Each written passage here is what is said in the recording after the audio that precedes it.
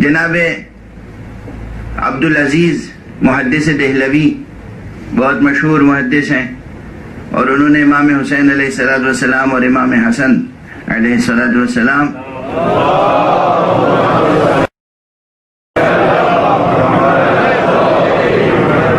کی شہادتوں سے متعلق ایک مقالہ لکھا ہے. وہ ایک کتابچہ ہے، پورا رسالہ ہے. اس رسالے کا عنوان ہے سر الشہادتین. موجود ہے، ایسا نہیں کہ مفقود ہو، چھپا ہوا ہے، اور خود ہندوستان میں اور پاکستان میں بار بار چھپا ہے. بہرحال موجود ہے. اس کا عربی میں انہوں نے رسالہ لکھا تھا، فارسی میں ترجمہ ہوا، اردو میں ترجمہ ہوا، ایک سے زیادہ ترجمے ہوئے. عنوان ہے سر الشہادتین، یعنی دونوں شہادتوں کا راز. یہ راز کون بیان کر رہا ہے؟ میں نہیں، شاہ عبدالعزیز محدث دہلوی ابن شاہ ولی اللہ محدث دہلوی. یہ وہ بزرگوار ہیں کہ تمام مکتب دیوبند سے وابستہ حضرات اور تمام سلفی حضرات اور تمام بریلوی حضرات سب ان کا احترام کرتے ہیں، سب احترام کرتے ہیں. سب کے لیے یہ قابل قبول ہیں، اور نہ صرف قابل قبول ہیں بلکہ ان کے لیے حجت ہیں. وہ حجت ہیں. لقب ان کا حجت الاسلام ہے، شاہ ولی اللہ محدث دہلوی کا، اور شاہ عبدالعزیز ان کے فرزند ہیں، اور بہرحال وہ بھی اسی پائے پہ سمجھے جاتے ہیں. تو کتاب کا عنوان کیا ہے؟ رسالے کا عنوان سر الشہادتین، دو شہادتوں کا راز. سر، راز. یہ راز کیا بیان کیا انہوں نے؟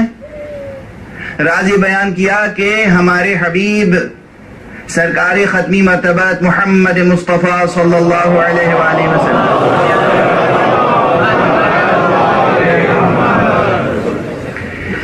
یہ مسلم ہے کہ آپ تمام نبیوں سے افضل ہیں.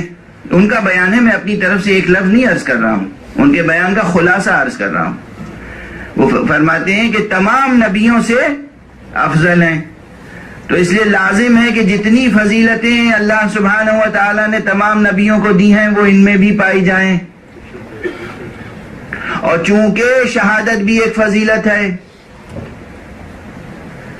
اور اس سے پہلے جو نبی گزرے ہیں ان میں بہت سے نبی ہیں جنہیں شہادت ملی.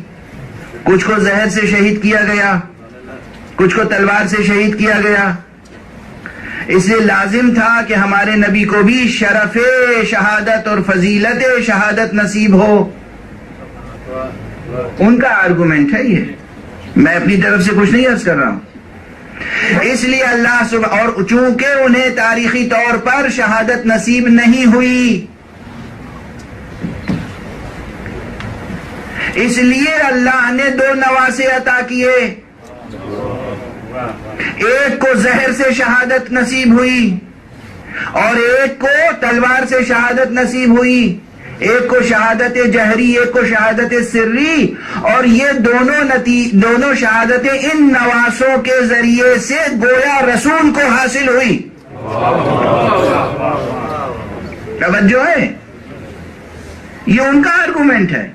یعنی دراصل یہ دو شہادتیں ان کی شہادتیں نہیں بلکہ رسول کی شہادتیں ہیں، ان کا بیان ہے. اب اگر یہ تسلیم ہے کہ حسین کی شہادت دراصل حسین کی شہادت نہیں بلکہ مصطفیٰ کی شہادت ہے، تو بس دو جملے اور قبول کر لیجئے. اس کے معنی یہ ہے کہ پھر حسین سے بیعت کا طلبگار حسین سے بیعت کا طلبگار نہیں، مصطفیٰ سے بیعت کا طلبگار ہے.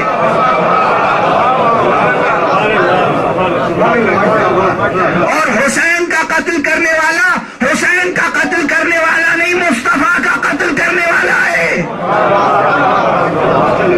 اب مصطفیٰ سے بیعت طلب کرنے والے کی آپ کی نگاہ میں کیا حیثیت ہے یہ آپ جانیں. ہمارے لیے تو لعنت اللہ علیہ.